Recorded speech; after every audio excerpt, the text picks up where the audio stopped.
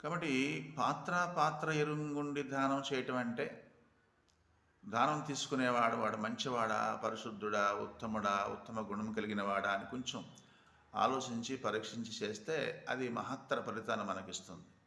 ఒకవేళ ఏదో వచ్చాడు కదా! వాళ్ళకేదో అన్నదానం, వస్త్రదానం చేసేద్దామని చెప్పి చేస్తే వాడు ఆ నికృష్టమైనటువంటి బుద్ధి కలిగిన వాడనుకోండి, దానివల్ల కొంచెం ప్రమాదం వచ్చే అవకాశం ఉంది. అంటే ఒకనికి భోజనం పెడితే ఆ భోజనం భోంచేసి ప్రీతిగా ఆనందాన్ని పొంది ఆశీర్వాదాన్ని ఇచ్చి వెళ్ళేవాడు మహా పుణ్యాత్ముడు అని చెప్పచ్చు. మరొకరికి భోజనం పెట్టినప్పుడు వాడు శుభ్రంగా భోంచేసి ఇంటికి వెళ్ళి భార్య పిల్లలను తనడం, కొట్టడం, రకరకాలైనటువంటి చెడ్డ పనులు చేస్తే ఆ ఫలితములో ఉన్నటువంటి సగభాగం అన్నదాతకి వస్తుంది.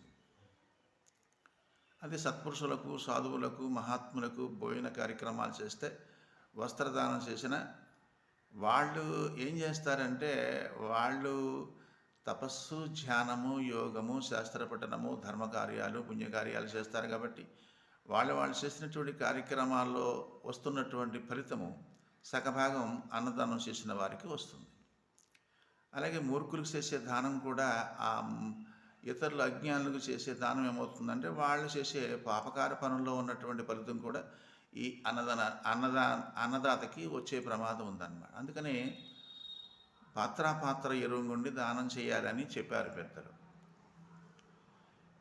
కాబట్టి మనం ఒకరికి భోజనం పెట్టినప్పుడు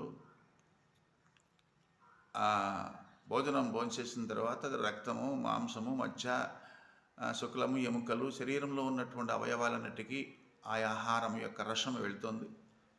ఈ సప్తధాతువుల యొక్క సమ్మేళన అనేటువంటి శరీరంలో వాళ్ళు ఉంటారు.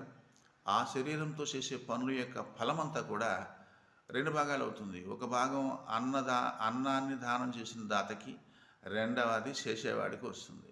పుణ్యం కూడా అంతే. మంచివాళ్ళు కూడా ఏం చేస్తారంటే, సాధుపురుషులు మనం ఇచ్చినటువంటి ఆహార పానీయాలు తీసుకుని వాళ్ళు తపస్సు, ధ్యానము, యోగము, శాస్త్రపఠన ఇటువంటివన్నీ చేస్తారు కాబట్టి వాళ్ళు చేసే పనుల్లో సగభాగం మనకు వస్తుంది. అందుకని పాత్ర ఎరుగుండి దానం చేయాలి. ఒకనాడు బుద్ధ భగవానుడు మాఘమాస యజ్ఞం చేస్తూ ఉంటే పుల్లలకని తన శిష్యులను పంపిస్తాడు. చాలామంది, ఒక 20 మంది శిష్యులు బయలుదేరుతారు. కొంత దూరం వెళ్ళేసరికి ఆ దారిలో ఒక పెద్ద పులి చనిపోయి ఉంటుంది. ఈ శిష్యులందరూ చూశారు. అరే ఏంట్రా పెద్ద పులి, ఆడపులి అందులోకి, ఆడపులి కనుక చాలా సంసారం ఉంటుంది